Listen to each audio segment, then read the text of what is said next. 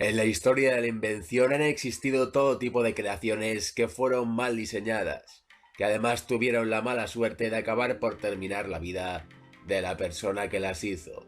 Veamos 5 inventos que emanan a sus creadores. Valerian Abakovsky fue un inventor ruso que creó el conocido como tren volador. A principios del siglo XX modeló un aerovagón que se desplazaba a velocidades nunca vistas. El año 1921, a la edad de 25 años, viajó en su prototipo con varios miembros, teniendo un accidente debido, entre otras cosas, al mal estado de las vías.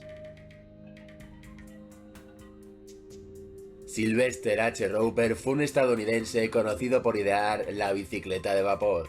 Creada en 1869, el inventor colocó un motor de vapor bajo el asiento de una bici, contando también con un volante controlador de la velocidad.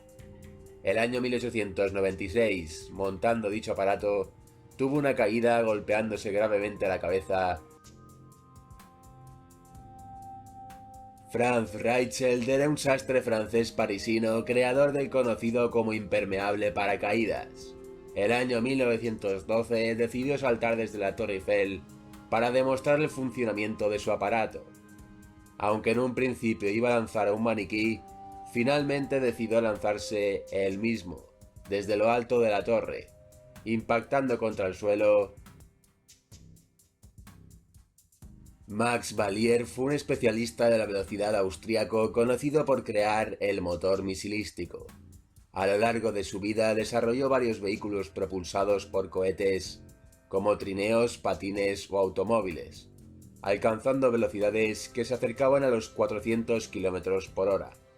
Valier murió en 1930 cuando conducía un autocohete que explotó. Henry Smolinski fue un ingeniero estadounidense e inventor del conocido como coche volador.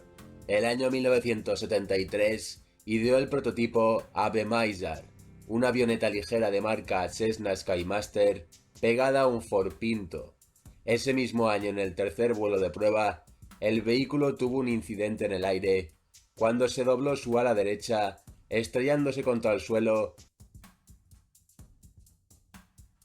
Vídeo creado por petición de Tiago Wow.